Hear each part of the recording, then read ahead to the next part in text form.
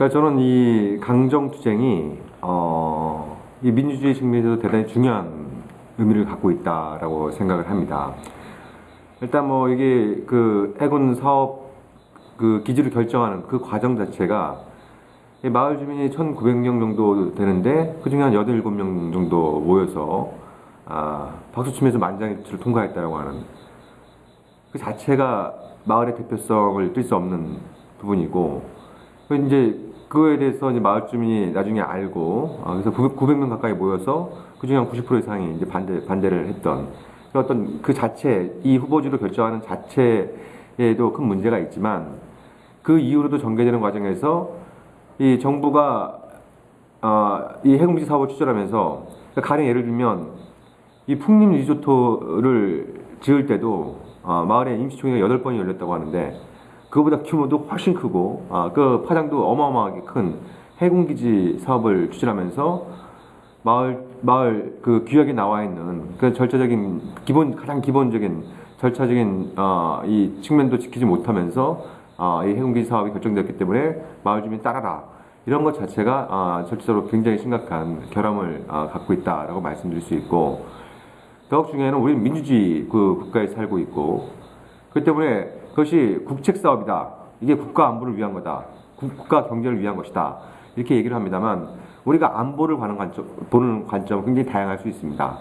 그리고 이것이 경제에 도움이 되느냐 그렇지 않느냐에 대해서도 다양한 우리가 관점에서 접근할 수 있는 것이고, 그 다른 생각을 자유롭게 표현하고, 또 그런 정부의 그런 공사 강행에 맞서서 집회를 할 수 있고 결사를 할 수 있고, 이건 자유민주주의 국가에서 가장 기본적인 헌법에서도 보장된 그런 권리인데, 정부 정책과 다른 얘기를 한다 그래서 이게 무슨 뭐 종북 세력이다, 김정일의 꼭두각시다, 국가안보를 위태롭게 하는 이 불순한 세력이다, 이렇게 몰아붙이는 것 자체가 저는 이 민주주의 국가에서 있을 수 없는 일이고, 그러니까 그 사람들은 그렇게 생각할 수 있습니다.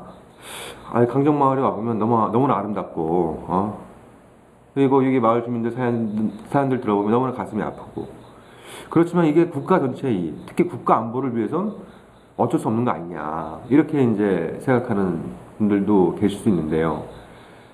저는 말 그대로 국가 안보를 위해서라도 이 해군기지 사업은 반드시 처리해야 된다고 생각합니다. 자, 두 가지 예만 들어본다면, 지금 해군에서 얘기하는 것이 이 중국이 호시탐탐 2호도를 노리고 있으니까 여기에 해군기지를 지어서 상시로 우리가 이 2호도 일대에서 그 초기 활동을 전개하겠다라는 얘기를 하는데요.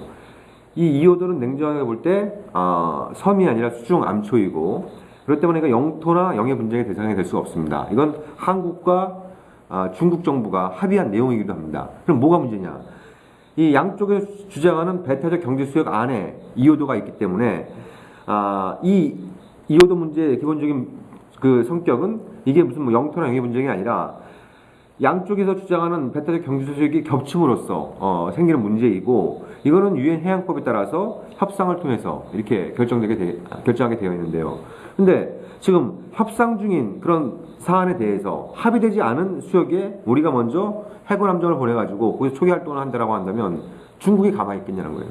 우리가 입장을 바꾸는 걸 생각해서, 만약에 중국이 함정을 2호도 쪽에 보내갖고 거기서 초기 활동을 한다, 그런다면 우리도 그거에 대해서 가만히 있을 수는 없는 거잖아요. 외교적으로 항의를 할 수 있는 거고, 외교적인 항의가 먹히게 되지 않으면 우리도 함정을 보내가지고 중국 함정과 맞서는 이런 어떤 상황이 발생할 수 있는데, 그럼 우리가 먼저 합의되지 않은 수역에 초기함을 보내가지고 중국 함정이 거기 맞당을 해가지고 2호도를 세에 두고 한국과 중국 해군의 함정에 대치하는 상황이 발생한다고 한번 생각해 보십시오. 그것이 과연 대한민국의 경제와 안보를 위한 것이냐? 예?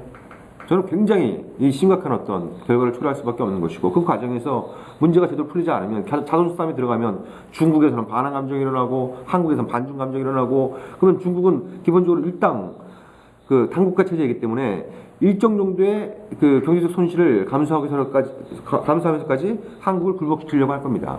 예? 그것이 뭐 작년에 그 센카쿠 열도를 둘러싸고 그 중일 간에 그런 분쟁이 발생했을 때, 뭐 히토리 수출을 중단하니까 일본이 하루 만에 손 들고 나오지 않았습니까?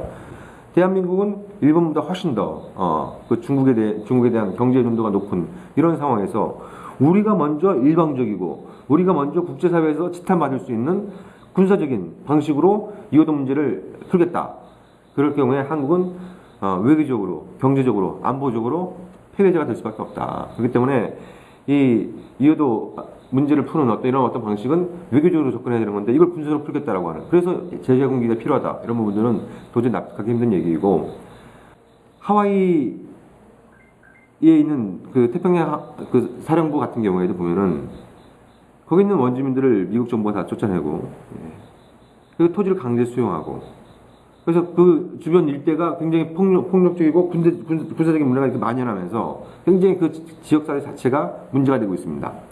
그러면 정부나 해군이 주장하는 것처럼 이 하와이의 미국 해군 기지 때문에 덕분에 이 섬 자체가 풍요로워지고 거기에 주민들이 많은 혜택이 있다고 한다면 왜 수십 년이 지난 오늘날까지도 거기 있는 원주민들은 미군 기지 폐쇄 운동을 하냐는 거예요.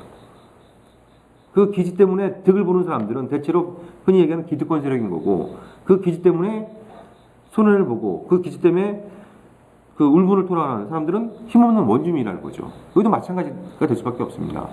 여기 굉장히 뭐 다른 어떤 시골 마을처럼 여기도 굉장히 계신 분들 중에 상당 분들이 그 나이 드신 분들이 많이 있는데, 이분들이 여기 뭐 비닐하우스 다 뭐 수용되고, 여기는 농지 다 수용되고, 예? 이 앞에 있는 이제 어역조건 다 수용되고, 이러면 이분들이 기지가 들어서는 이유는 뭘 하시고 살 수 있겠습니까?